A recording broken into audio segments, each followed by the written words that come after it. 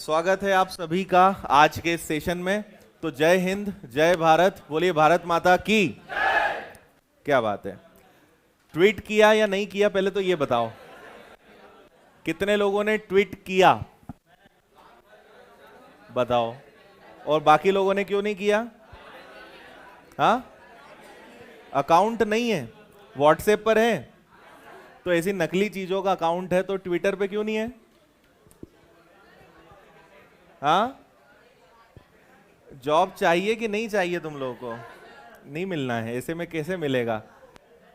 मतलब भगत सिंह महात्मा गांधी पैदा हो पर पड़ोसी के घर में, है ना। संघर्ष दूसरे करें और उसका फल हम खाएं, है ना।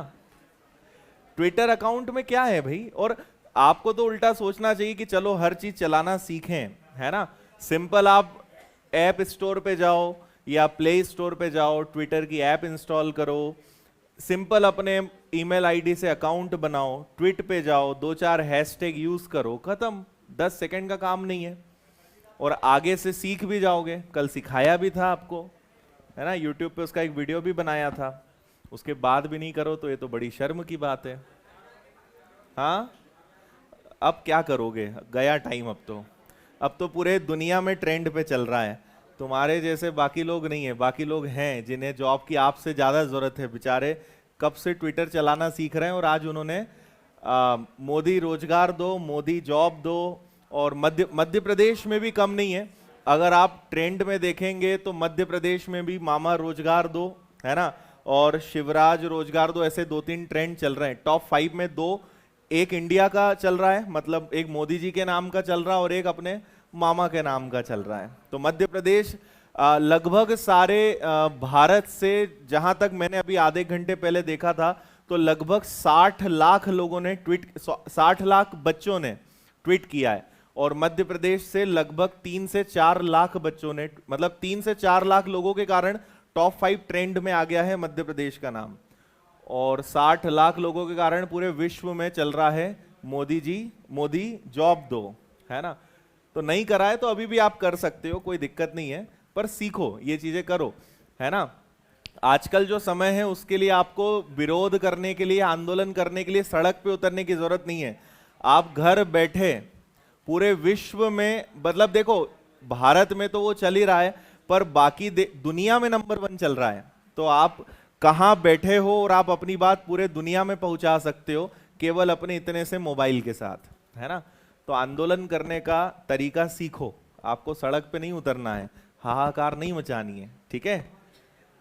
ओके, चलो बहुत बढ़िया। ऑनलाइन वालों ने भी सबने किया है, 1000 ट्वीट कर दिए, थोड़ा ज्यादा नहीं हो गया? चलिए करें शुरू। तो कल हम लोगों ने नया टाइप स्टार्ट किया था जिसका नाम था पास और फेल वाले प्रश्न। तो इसमें हम आगे बढ़ेंगे। एक सवाल आपको यहां दिखाई दे रहा है, इसको जल्दी से पढ़िए, फिर इस पे हम चर्चा करते हैं और इसकी आपको शानदार ट्रिक भी बताते हैं।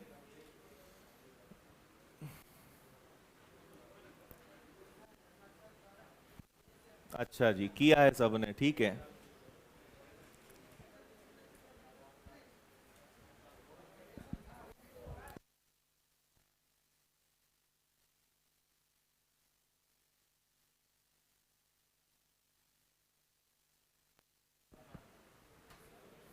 चलो देखें, एक परीक्षा में 3 विषय हैं और हर विषय के अधिकतम अंक जो हैं वो 100 है। एक बच्चा पहले सब्जेक्ट में 55% लाता है, दूसरे सब्जेक्ट में 75 लाता है और तीसरे सब्जेक्ट में 70%, नहीं, तीसरे में कितना लाए ताकि ओवरऑल 70% उसके मार्क्स आ जाएं। तो ये वाला जो सवाल है ये आपका एवरेज से सॉल्व हो सकता है। मैं आपको 2 टेक्निक बताता हूं और एवरेज चैप्टर जब आपको पढ़ाऊंगा तो वो भी बहुत शानदार तरीके से हम सीखेंगे, बिना लॉन्ग मेथड के, बिना एक्स के। और यहां भी हम एवरेज वाली ट्रिक लगाएंगे। इसको मैं आपको 2 तरीके से करना सिखाता हूं, दोनों चीजें सीखो, दोनों बहुत अच्छी हैं, है ना। पहले वो तरीका बताता हूं जो 2 तरीकों में ज्यादा अच्छा है। आपके पास टोटल 3 विषय हैं। पहले विषय में बच्चे ने 50% नंबर लाया, दूसरे विषय में उस बच्चे ने 75% नंबर लाया, तीसरे में कितना लाए? 55। 50 कहां दिख गया मुझे? अच्छा ये 5 और 0 दिख गया। 55 है, दूसरे में 75 है, तीसरे में कितना लाए कि ओवरऑल उसका परसेंटेज कितना बन जाए? 70।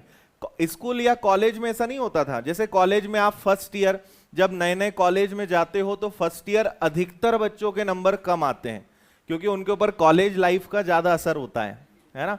स्कूल से जाते हैं, स्कूल में बड़ा प्रेशर होता है, कॉलेज में बड़ा फ्री महसूस होता है, फर्स्ट ईयर उनके परसेंटेज गिर जाते हैं, फिर घर वालों की डांट सुनते हैं, सेकेंड ईयर थोड़ा सुधार होता है और थर्ड ईयर फिर थोड़ा ज्यादा सुधार वो कर लेते हैं। तो पहले साल उसके 55% बने, ठीक है, फिर दूसरे साल उसके 75% बने। अब तीसरे साल का आपने भी कैलकुलेशन किया होगा कि यार ओवरऑल 70% तो बनना, एग्रीगेट जिसको हम बोलते हैं, एग्रीगेट 70% बनना चाहिए। और अब मेरा फाइनल ईयर है तो मुझे इस साल कितनी मेहनत करनी पड़ेगी कि एग्रीगेट 70% हमारे बन जाए। मतलब ये जो आपका 70% है ये औसत है। कितने साल का? 3 साल का। या कितने विषय का? 3 विषय का। तो तीनों विषय के आपको 70% का एवरेज मेंटेन करना है। मतलब आपके कुल कितने परसेंट बनने चाहिए? 200। तीनों साल का टोटल, या यहां विषय बोला है, तीनों विषय का टोटल आपका 210 आना चाहिए। पहले साल में आपने पहले विषय में 55, दूसरे में आपने 75 ले आए, मतलब क्या आपने 130 ले आए? है ना, 130 ही होगा ना, ठीक है। तीनों विषय में कितना लाना है? 210। कितने ला चुके हो? तो कितने लाना और बचा है? कितना लाना और बचा है? ये आपका आंसर है। नहीं आया समझ में? जितने विषय उतने से आप गुणा करोगे। अगर 4 विषय होते तो 4, 5 होते तो 5, 6 होते तो 6। 3 विषयों का औसत 70% आना चाहिए। मतलब कुल मिला के कितना बनाना है? 210। 210 में से 130 आप ला चुके हैं, कितना और लाना है? 80 लाना है। सिंपल। रेशो से नहीं होगा। रेशो कैसे लगाएंगे इसमें? इसमें रेशो नहीं लगेगा। एक और मेथड है, वो मैं आपको जरूर बताऊंगा। ये आया समझ में? अच्छा, कई लोग बोल रहे होंगे सर ये 100 का क्या किया हमने? इसका कुछ नहीं किया। इसका कौन यूज करता है? किताब वाले।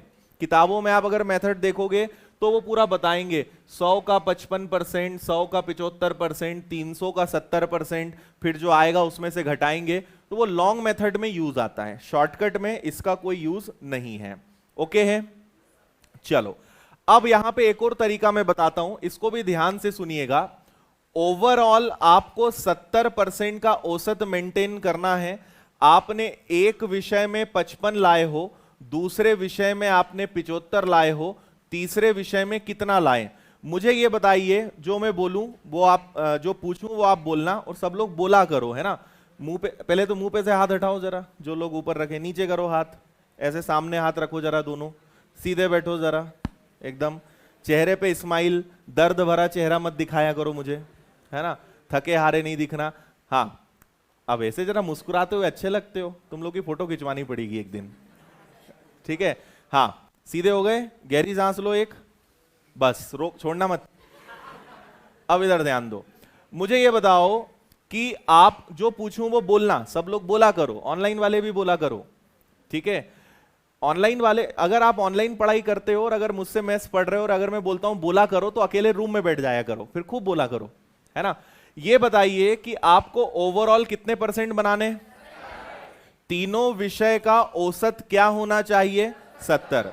पहले विषय में आपने 55 लाए, दूसरे में 75 लाए, तीसरे में क्या आएगा पता है? या तो आंसर 70 से ज्यादा आएगा या 70 से कम आएगा, है ना।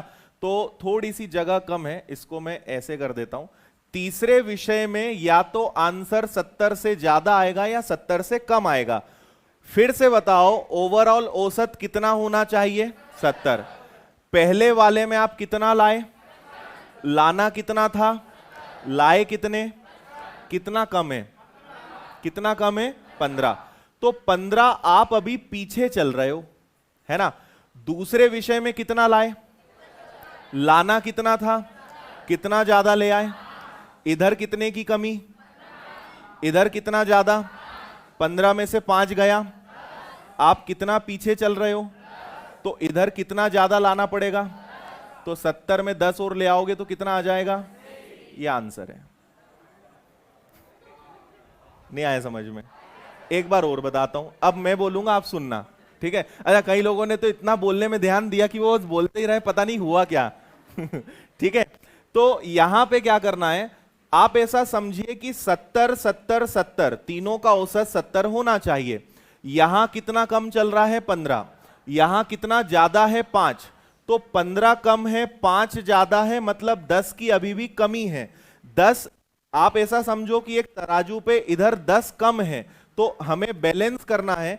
अगर इधर 10 कम है तो इधर 10 बढ़ाना पड़ेगा, तो आप 70 में 10 जोड़ दोगे तो इधर 80, 10 कम है इधर 10 बढ़ा दो, बैलेंस हो जाएगा, औसत आपका 80 मेंटेन हो जाएगा।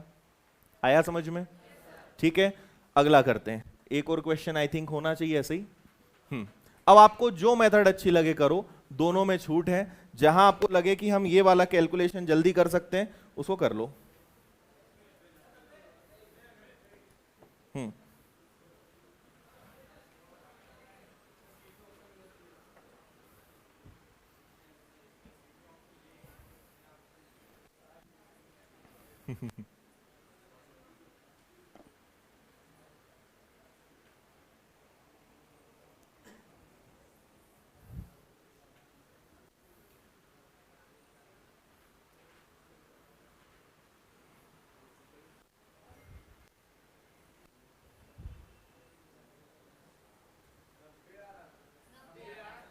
90 आ रहा है?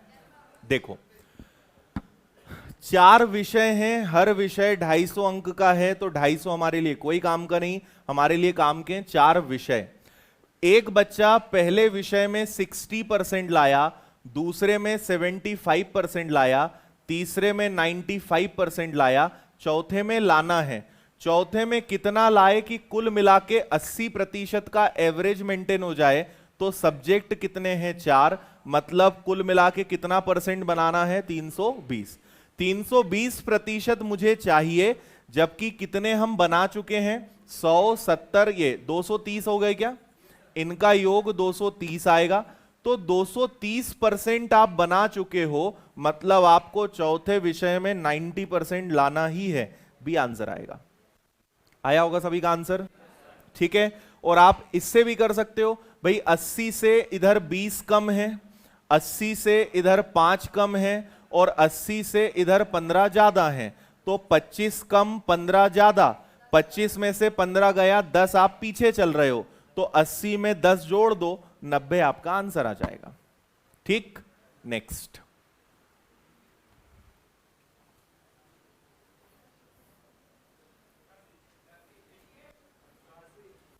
ठीक है,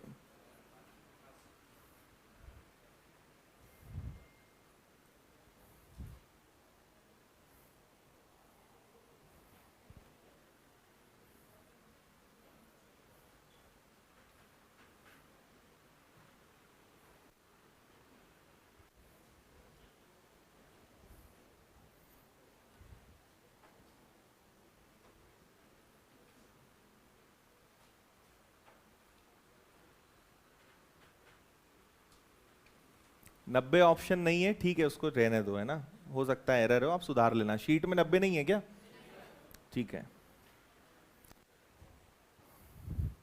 अब यहां पे अगर आप सेकेंड वाली मेथड लगाओगे ना तो आंसर जल्दी आएगा।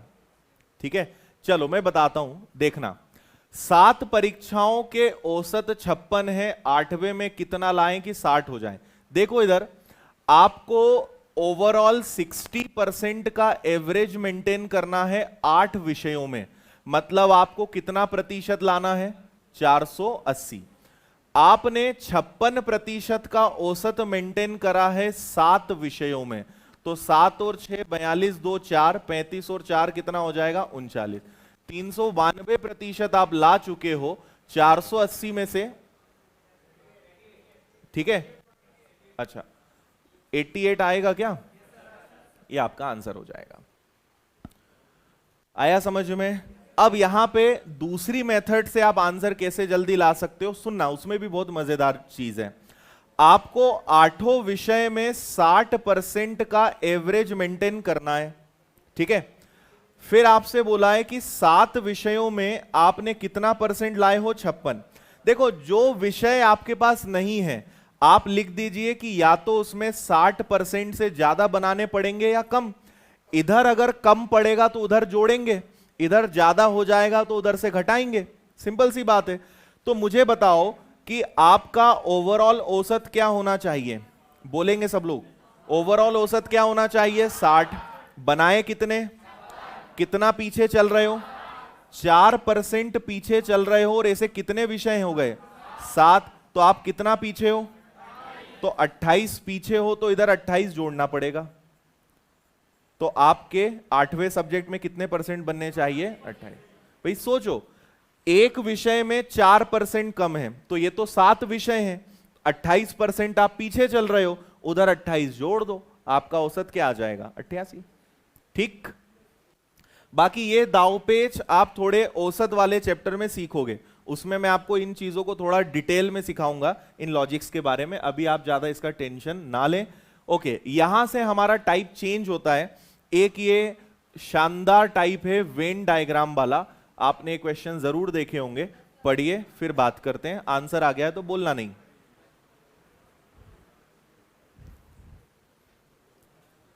ये भी काफी इंपॉर्टेंट टाइप है इस चैप्टर का।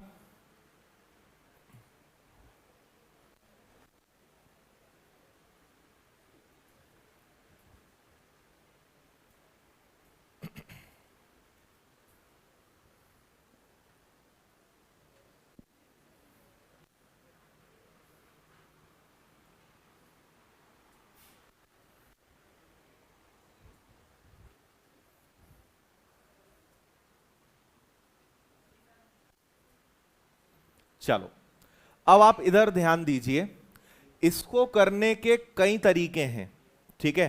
तो मैं आपको एक तरीका सजेस्ट करूंगा कि आप इसको वेन डायग्राम से करिए। देखो, आंसर लाना अलग चीज है और ऐसी मेथड जिससे हर प्रकार का प्रश्न बने, ये अलग चीज है ना। अगर जैसे YouTube पे कई सारे टीचर्स होते हैं या कई लोग शॉर्ट ट्रिक पढ़ाते हैं, अगर मुझे केवल आपको इंप्रेस करने के लिए पढ़ाना, एकदम जादू दिखाना है, तो मैं इसमें ऐसे ऐसे तरीके आपको बताऊंगा कि आप भी बोलोगे गजब सर। लेकिन वो जैसे ही प्रश्न बदल गया ना, वो ट्रिक फेल हो जाएगी। तो हमें जादू से ज्यादा इंपॉर्टेंट चीज क्या सीखनी है कि वो जादू बना कैसे है ना। जादू देखने में तो मजा आता है, पर जादू करते भी आना चाहिए। तो अगर इसका आंसर लाना है तो मैं आपको बता दूंगा कि 60 और 45 को जोड़ दो और 25 को घटा दो।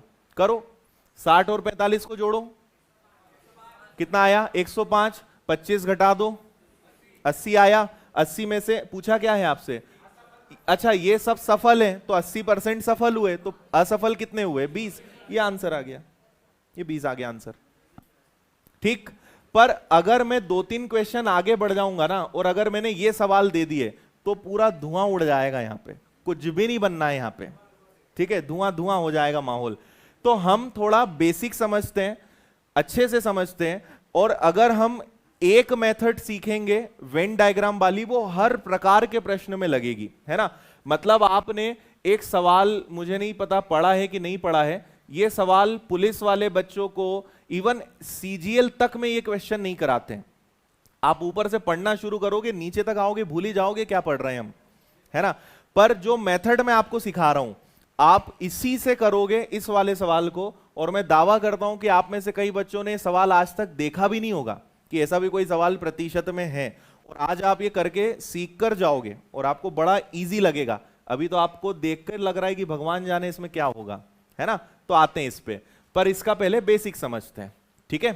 देखो क्या होता है, जहां शॉर्टकट जरूरी है, जहां पे हम जादू करना है वहां करेंगे, पर आप सोचें कि हर जगह वो लग जाए तो ऐसा नहीं होता है ना। बेसिक आपको पता होना चाहिए। अब सुनिए, वेन डायग्राम आप रीजनिंग में भी पढ़ेंगे। 2 विषय के सवाल परीक्षा में आते हैं, मैं आपको 3 के कराऊंगा, जिसके आते नहीं है फिर भी वो कराऊंगा। एक कक्षा में 60% छात्र हिंदी में, तो आप यहां हिंदी लिख लो, ठीक है। पूरे हिंदी में कितने परसेंट बच्चे पास हुए हैं? तो 60% बच्चे पास हुए हैं। फिर आप एक दूसरा डायग्राम बनाइए, और दूसरा क्या है? संस्कृत। इनको इस तरीके से मिक्स कीजिए, और संस्कृत में कितने बच्चे पास हुए हैं? संस्कृत में पास हुए हैं 45%। अच्छा, दोनों विषय में कितने पास हुए हैं? दोनों विषय में कितने पास हुए हैं? 25 पास हुए हैं। अब देखो, ये जो बीच वाला एरिया है ये कॉमन है ना भाई, ये एक सब्जेक्ट है, ये दूसरा सब्जेक्ट है, और हम ये कॉमन एरिया से क्या बताना चाह रहे हैं कि इन दोनों में कुछ चीजें क्या हैं? कॉमन है। तो ये जो कॉमन लोग होते हैं ना, ये सबसे ज्यादा यहां पे कैलकुलेशन आपका करवाते हैं, और इन्हीं को आपको ढूंढना है, इन्हीं को देखना है। आपको ये लगेगा कि हिंदी में 60% लोग पास हुए, पर हिंदी में 60% लोग पास नहीं हुए। इसके अंदर दो प्रकार के बच्चे हैं। इस हिंदी के अंदर दो प्रकार के बच्चे हैं। कुछ बच्चे ऐसे हैं जो सिर्फ हिंदी में पास हुए हैं, और कुछ बच्चे ऐसे हैं जो हिंदी में भी पास हुए हैं और संस्कृत में भी पास हुए हैं, और इन दोनों का योग कितना है? 60। तो आपसे मैं पूछूंगा, बताओ सिर्फ हिंदी में कितने पास हैं? तो आपको अभी दिख रहा है क्या? अभी नहीं दिख रहा है ना। तो आप समझिए, इसी प्रकार 45 के अंदर भी दो प्रकार के लोग हैं, सिर्फ संस्कृत वाले और हिंदी प्लस संस्कृत वाले। दोनों प्रकार के बच्चे कितने हैं? 45।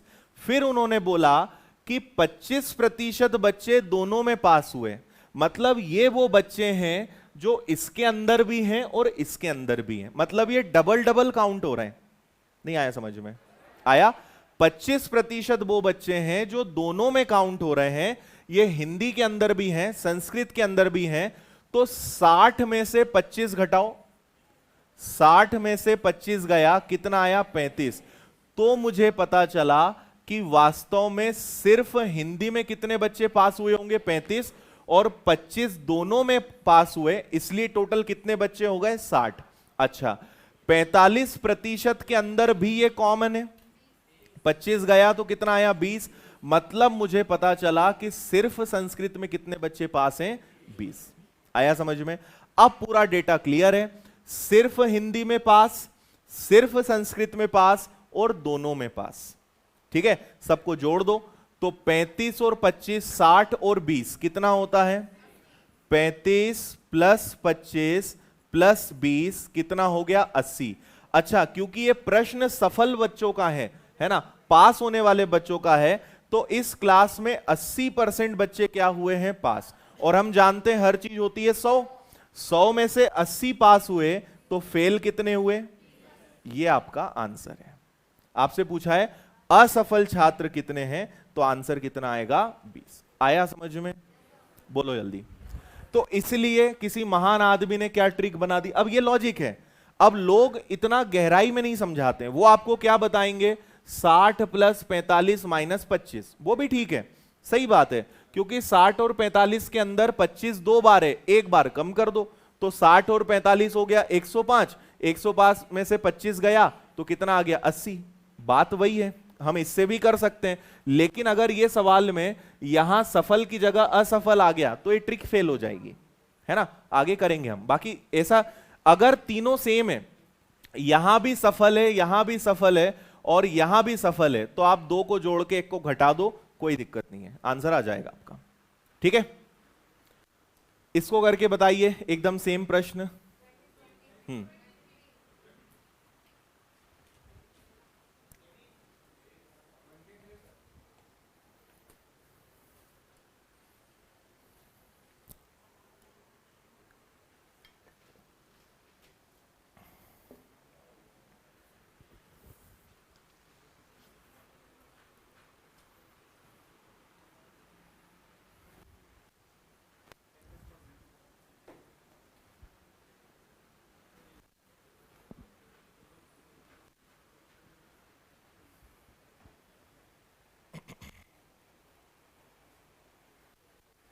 चलो देखें, 52% बच्चे हिंदी में पास हुए। हिंदी में कितने पास हुए? 52%। फिर सेकंड सब्जेक्ट कौन सा है आपका? संस्कृत। पास नहीं, सॉरी, फेल हुए, है ना। संस्कृत में कितने बच्चे फेल हुए? 42 और दोनों में कितने फेल हुए? 17। इस बार पूरा प्रश्न फेल वालों का है, तो पहला आंसर भी फेल आएगा, फिर 100 में से घटाओगे तो पास होने वालों का मिलेगा, है ना। तो अब देखो, अगर तीनों चीजें सेम है, असफल, असफल और असफल, तो इनको जोड़कर 17 घटा दोगे तो भी आंसर आ जाएगा। अदरवाइज आप 52 में से 17 घटाओगे तो कितना आएगा? 35, है ना। 35% हिंदी में फेल हुए और 42 में से 17 गया, कितना आ रहा है? 25। ठीक है, तो 25% बच्चे किसमें फेल हुए? संस्कृत में। सबको जोड़ दो, 60 और ये, तो ये टोटल 77% बच्चे क्या हैं? फेल हैं। अगर 77% बच्चे फेल हैं तो पास कितने हुए? 23% बच्चे क्या होंगे? पास होंगे। ये हो गया, है ना। या आप 52 प्लस 42 करके -17 कर दोगे तो आपको क्या मिलेगा? 77। फिर 100 में से आप इसको घटा दो तो भी 23 आ जाएगा। ओके, आया समझ में? नेक्स्ट।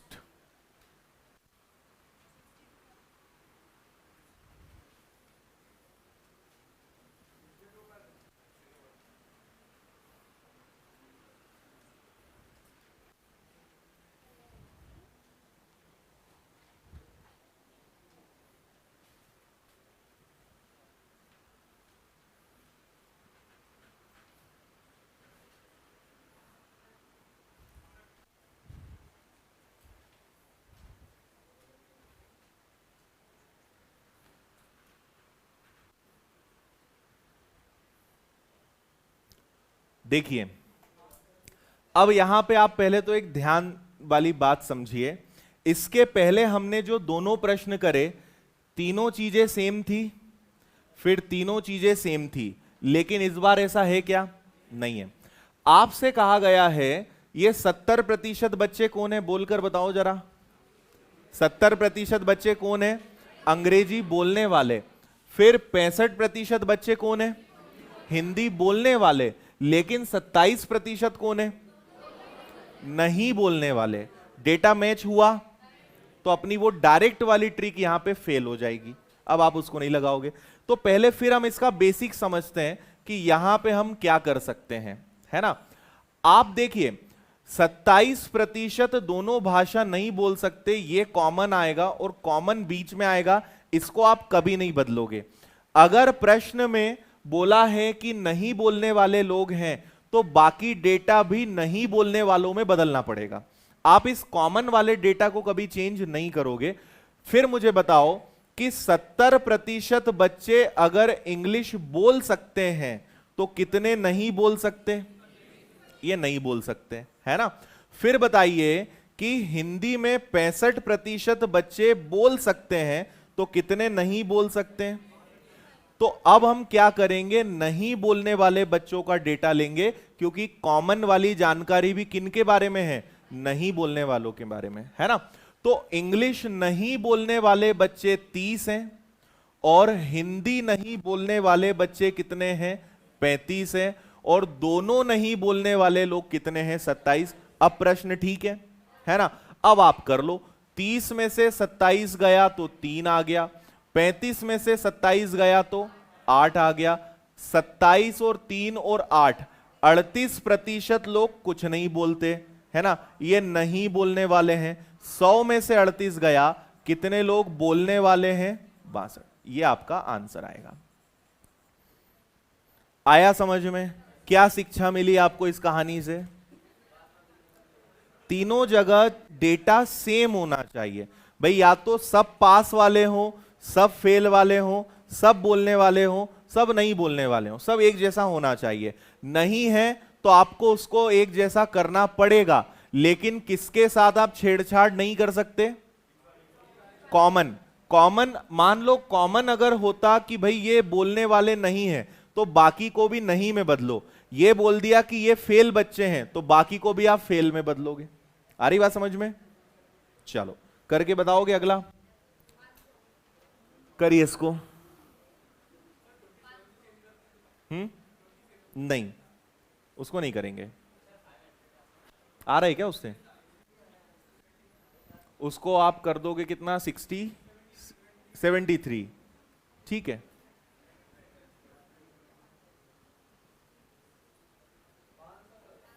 हाँ,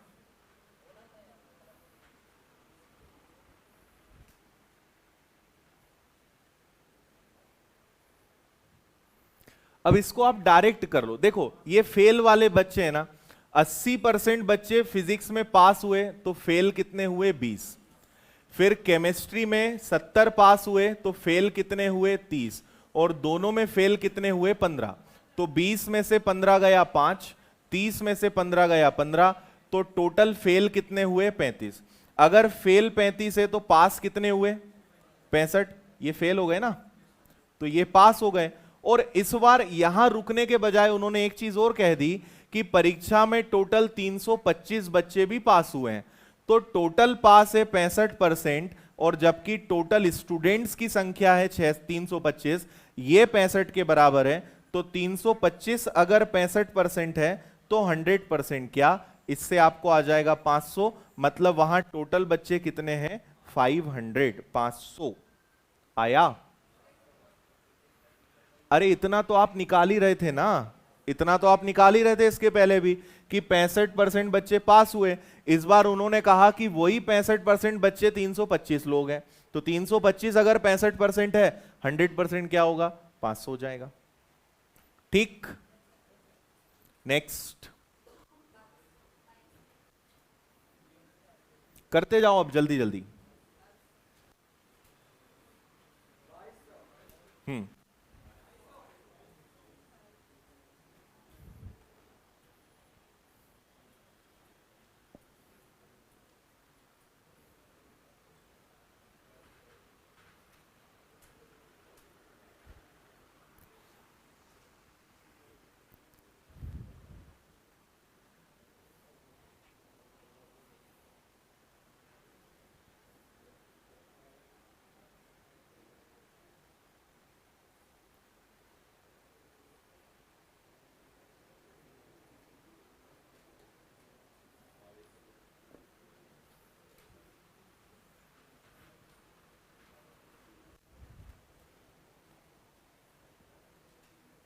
चलो क्या बोला है, 48% सब पास वाले हैं, फेल वाले हैं, सब सेम है। 48% हिंदी में, 32 इतिहास में और 20 सब में, तो ये तो सब फेल वाले हैं। तो इसको डायरेक्ट कर सकते हैं, डायग्राम ना भी बनाए, इन दोनों को जोड़कर इसको घटा दें, तो ये कितना हो गया, 80। 80 में से 20 गया, ऐसे ही होगा क्या, 48 प्लस 32 माइनस क्या कर दोगे आप, 20, क्योंकि सारे क्या हैं, सेम है। तो ये हो गया आपका कितना, 80। 80 में से 20 गया, तो ये कौन से बच्चे हैं, ये कौन से बच्चे हैं, ये फेल होने वाले बच्चे हैं, है ना। तो पास कितने हुए, 40% बच्चे पास हुए, और यही बच्चे 880 हैं। तो 880 पास हुए, जो 40 है, 100% क्या होगा, आंसर आएगा 2200, 2200 बी। ठीक, यही सवाल थोड़ा सा घुमाया गया है, थोड़ा सा बस।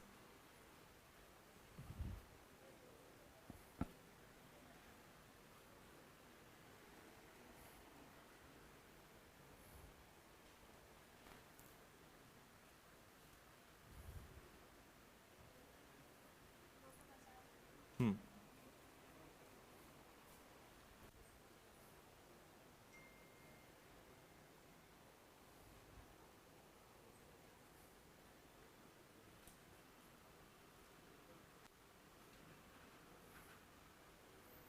परसेंट चार्ट आपको नहीं मिला है क्या अभी तक, अरे यार याद भी नहीं दिलाया तुम लोगों ने।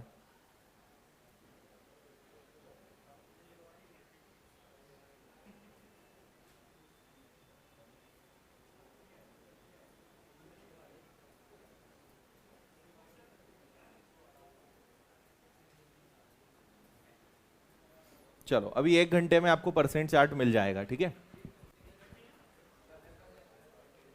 चलो हो गया। आपसे कहा गया है एक कक्षा में 72% छात्र जीव विज्ञान में और 44 गणित का चयन करते हैं और कम से कम एक विषय लिया है, लेकिन 40 ऐसे बच्चे हैं जिन्होंने दोनों विषय लिए हैं। आप कुछ मत करिए, आप 72% में 44% को जोड़िए, तो इसको जोड़ने पर क्या आएगा? आपको एक बात पता है कि भाई कोई भी क्लास हो, क्लास में हर बच्चे कितने हो सकते हैं? 100 से ज्यादा तो बच्चे नहीं हो सकते ना। तो यहां कितने ज्यादा हो रहे हैं? 16% बच्चे क्यों ज्यादा हो रहे हैं? यही वो शैतान बच्चे हैं जिन्होंने दोनों विषय लिए हैं। और वही कितने बच्चे हैं? 40। भाई 100% होना चाहिए। टोटल कितना आ रहा है? 116। तो 16% ज्यादा इसीलिए है क्योंकि इन बच्चों ने डबल डबल सब्जेक्ट लिया, ये डबल डबल काउंट हो रहे हैं। तो 40 अगर 16% है तो 100% क्या? तो 16 का दुगना हो गया 32, फिर 5 और 0, 250 टोटल बच्चे हैं। और आपको अगर मैं इसको देखो, अब आपको पता चल गया कॉमन ये है, तो एक्चुअल में ये क्या है पता है? 72% बच्चे बायो वाले हैं, 44% मैथ्स वाले हैं, और ये जो 16 है ये दोनों में कॉमन है। आप चाहो तो करके देख लो, 72 में से 16, या वैसे भी 72 प्लस 44 कितना आएगा? 116। और ये 16% कॉमन है, मतलब क्लास में टोटल बच्चे कितने हैं? 100। तो ये जो कॉमन है वो आपको दिया हुआ है, मतलब वो आपने निकाला, वो है एक्चुअल में ये 16% बच्चे। ठीक, नेक्स्ट।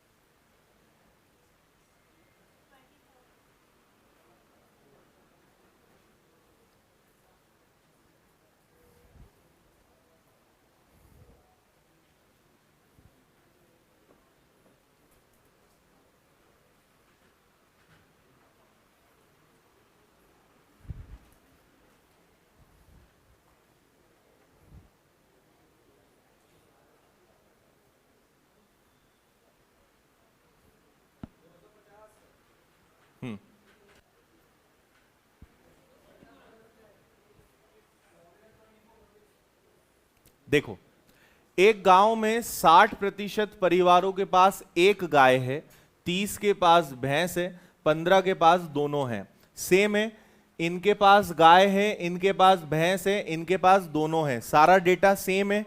तो सेम में हम क्या कर सकते हैं? जोड़कर एक घटा सकते हैं। तो आप 60 प्लस 30 में से, मतलब कितना हो गया? 90।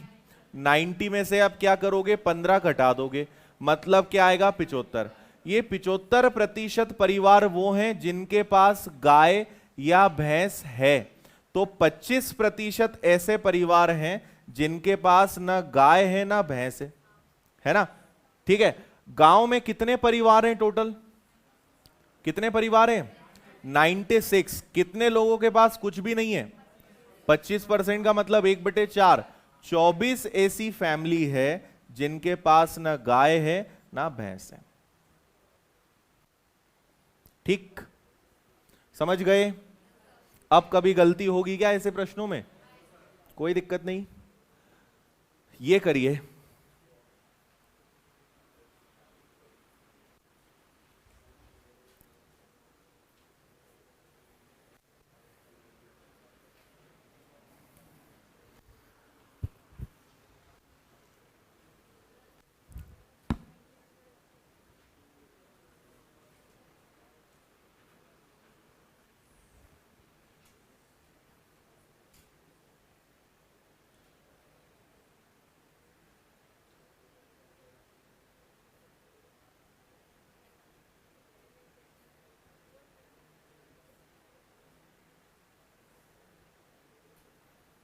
हम्म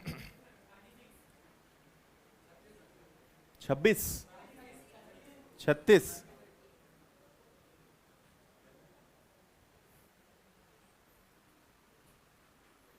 अच्छा, क्लास 1 क्यों नहीं चल रही? पता नहीं भाई, बंद कर दी हमने यहां से। अब लाइव क्लास में आपको मैंने पहले भी बोला है, यहां पूछने से कुछ नहीं होगा, मेल किया करो आप सपोर्ट आईडी पर। बता दूं, देखो यहां पे दो प्रकार के लोग हैं, मतलब दो कैटेगरीज में लोग बटे हुए हैं, है ना। तो एक शहर है जिसमें 40% लोग निरक्षर हैं। मुझे बताओ निरक्षर का मतलब क्या होता है?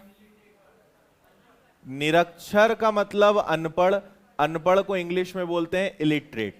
तो दूसरे प्रकार के लोग कौन होंगे? साक्षर, जिसको क्या बोलते हैं? लिटरेट। ठीक है, तो इस शहर में 40% लोग अनपढ़ हैं, मतलब पढ़े लिखे लोग कितने हैं? 60। एक बात, अच्छा टोटल तो 100% ही होगा ना, नहीं तो आप बोलोगे 60 कहां से आया, हर चीज 100 होती है, कॉमन बात है। फिर आगे बढ़े, और 60% लोग निर्धन हैं। निर्धन मतलब गरीब। तो कितने गरीब हैं? 60। तो अमीर कितने हुए? ये है अमीर। अमीर को ये लोग क्या बोल रहे हैं? कुछ नहीं बोल रहे हैं। क्या बोल रहे हैं? अच्छा रिच। रिच है कौन बोल रहा है? ठीक है, चलो इतना समझ गए आप। इस शहर में हमने दो प्रकार के लोग वही है, देखो लोग ये 100 ही हैं, लेकिन मिक्सिंग है। कोई अनपढ़ है लेकिन अमीर है, कोई अमीर है लेकिन गरीब नहीं है, पढ़ा लिखा है। ठीक है भाई, इन दो में से कुछ एक होगा और इन दो में से कुछ एक होगा। ऐसा नहीं हो सकता ना कि वो अमीर भी और गरीब भी है ना। तो अमीर या गरीब में से कुछ एक है और अनपढ़ या पढ़े लिखे में से कुछ एक है। तो यहां पे 4 प्रकार के लोग हैं। अनपढ़ है लेकिन गरीब भी हैं, अनपढ़ है लेकिन अमीर है, पढ़ा लिखा है लेकिन गरीब है, पढ़ा लिखा है लेकिन अमीर है। कितने प्रकार के लोग हैं यहां पे? 4 प्रकार के लोग हैं, है ना। अब आपसे यहां पे क्या कहा गया है?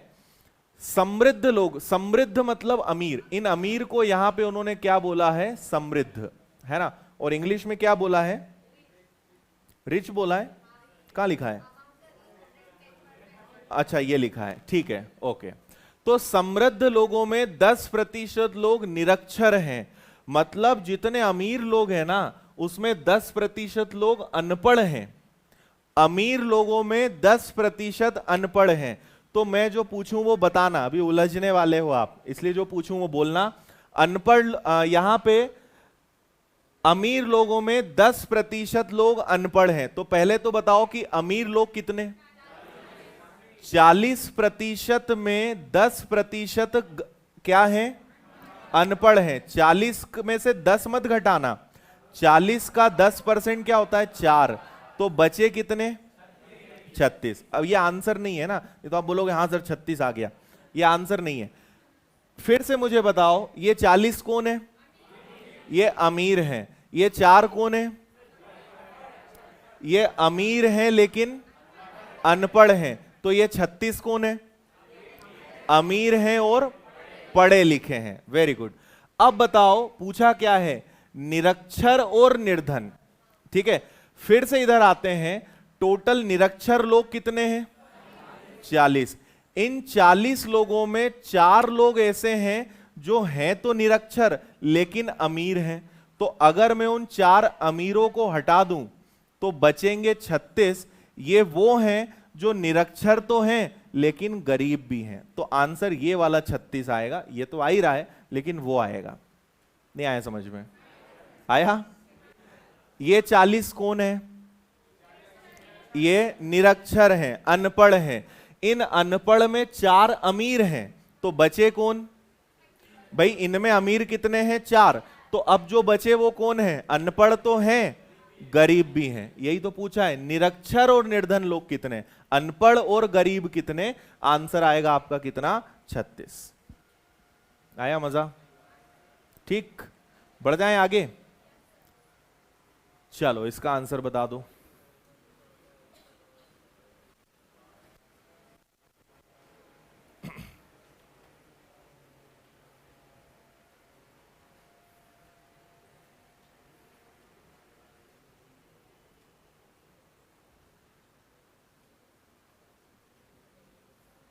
ये आसान है, काफी आसान है वाला।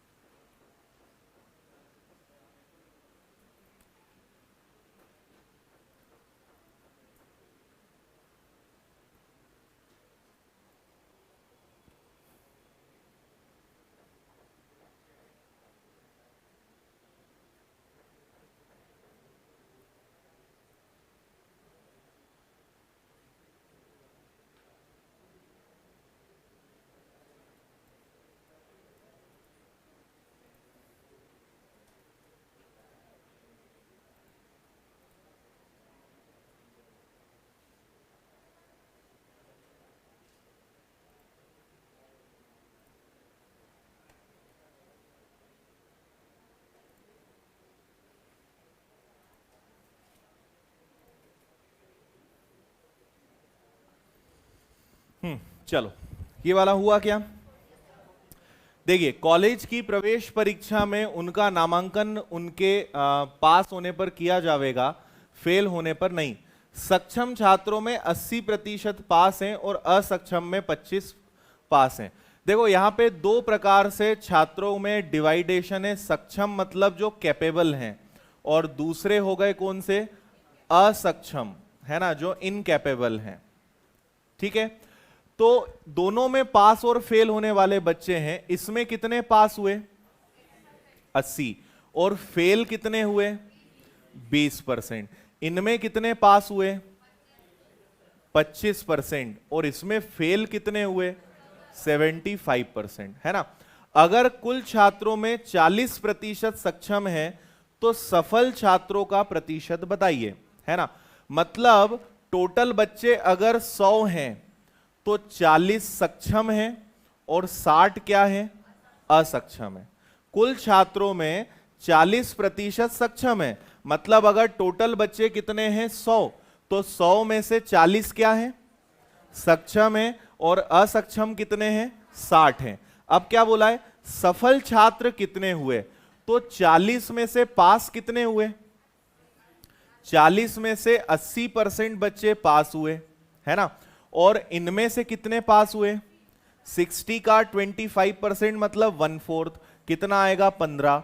तो ये कितने आ गए? 47। तो ये टोटल बच्चे जो हैं 47, ये कौन है जो पास हुए? आया समझ में? सिंपल था। 40 का 80% पास हुए और 60 का 25% पास हुए। टोटल पास कितने बच्चे हुए हैं? 47। ओके है। चलिए, फाइनली हम उस सवाल पे आ गए हैं जो दिखने में बहुत खतरनाक है, लेकिन एक बार सीखने के बाद बहुत आसान लगेगा। करिए जल्दी से, इसको पढ़िए।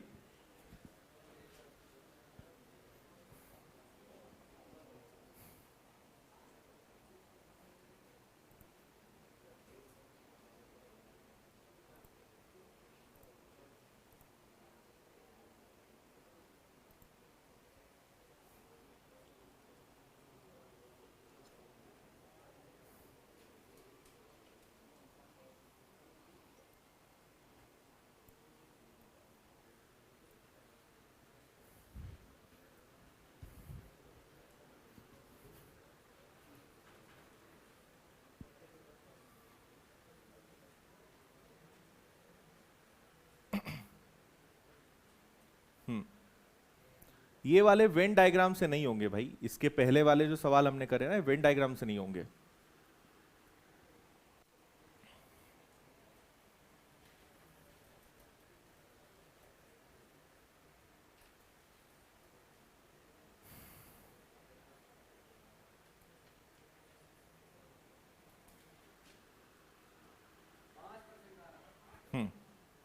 देखें इसको, समझिए।